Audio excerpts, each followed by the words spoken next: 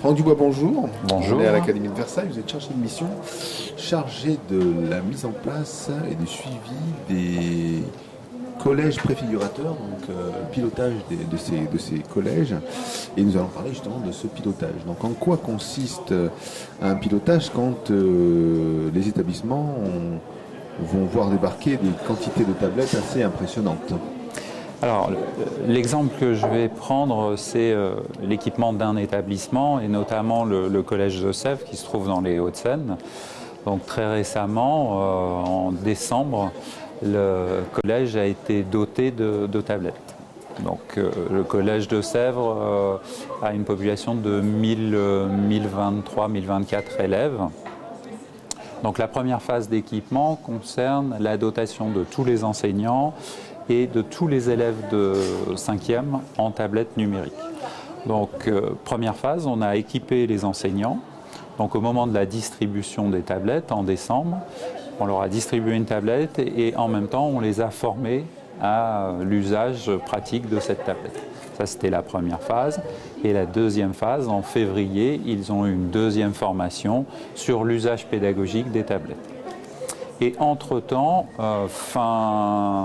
c'était fin janvier, les élèves, eux, 250 élèves de 5e, ont reçu leurs tablettes également et donc ont commencé à utiliser ces tablettes.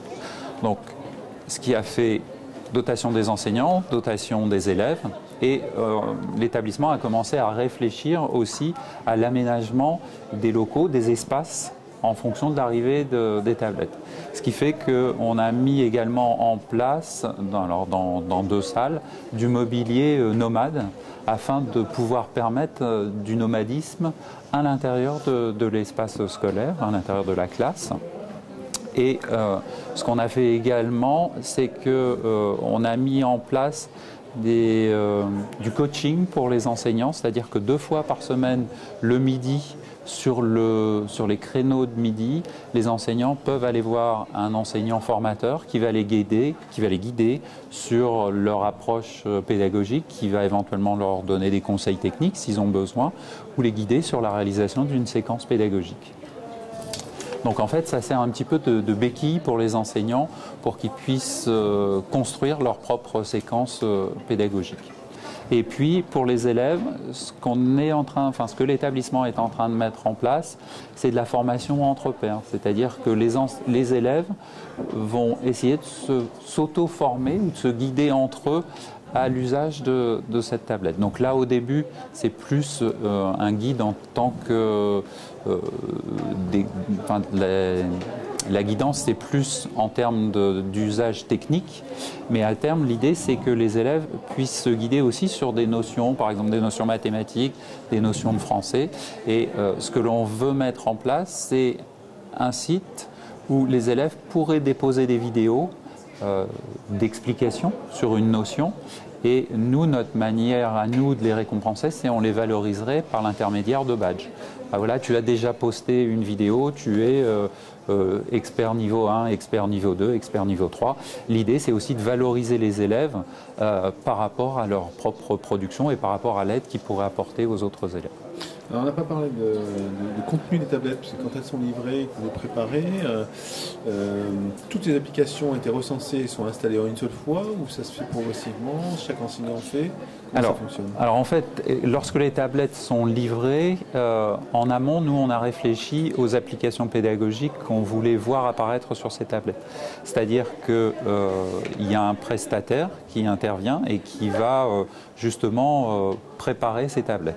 Donc, nous, on a réfléchi aux applications que l'on voulait voir présentes sur les tablettes, ce qui veut dire que l'élève, quand il reçoit sa tablette, elle est déjà installée avec des applications pédagogiques, sauf que l'élève, lui, n'a pas la possibilité d'avoir accès à l'Apple Store, ce sont des iPads, ce qui fait qu'il ne peut pas installer de jeu. Il ne peut pas installer de jeu En revanche, les élèves ont accès à ça s'appelle un catalogue d'applications.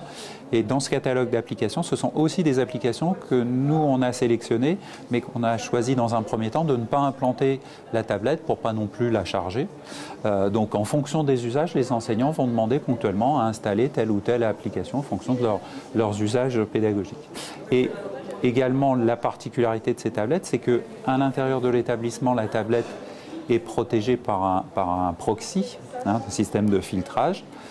Donc l'élève est protégé à l'intérieur de l'établissement, mais lorsque l'élève remporte sa tablette chez lui et qu'il va se connecter à son Wi-Fi personnel, la tablette sera aussi protégée par un système de filtrage, par un proxy, un deuxième proxy, qui est le proxy cette fois-ci académique, qui va prendre le pas. Donc ce qui fait que l'élève sera aussi protégé quand il sera à son domicile. Voilà, qui sera aussi protégé. Donc ça veut dire qu'un élève ne peut pas installer Facebook sur sa tablette? Non. C'est-à-dire que l'application ne sera pas installable sur la tablette. Alors, s'il y va par l'intermédiaire d'un navigateur, il pourrait y avoir accès, sauf que là, pour l'instant, sur le système de filtrage, l'accès à Facebook n'a pas été autorisé. Et je prends un autre exemple, YouTube. À l'intérieur de l'établissement, on a autorisé l'accès à YouTube, parce que souvent ce sont des ressources pédagogiques. Par contre, au domicile, comme on n'a pas véritablement de contrôle, on a préféré verrouiller l'accès à YouTube au domicile.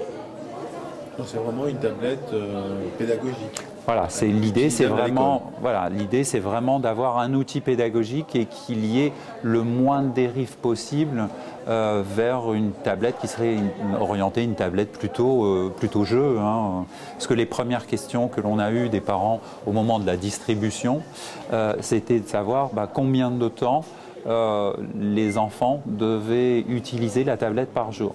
Donc l'exemple qu'on a pu prendre, c'est de leur dire, voilà, combien de temps habituellement vos enfants passent-ils sur leur